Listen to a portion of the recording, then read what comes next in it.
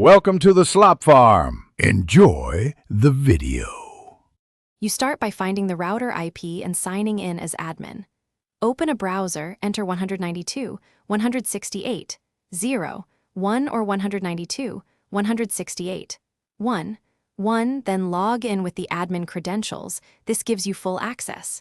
If you cannot log in, try the default admin/admin or check a sticker on the device. Once done, make sure your connection is stable. Use Ethernet to avoid interruption, because changing wireless settings during a dropout can lock you out and you now navigate to the wireless or WLAN section in the router interface to change the Zong WiFi password.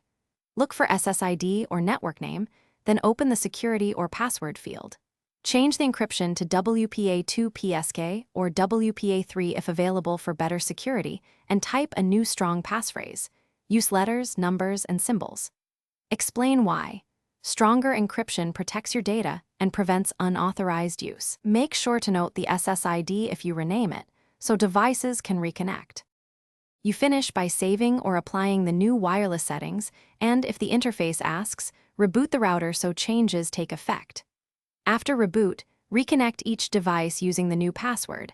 Update any smart home devices with static credentials.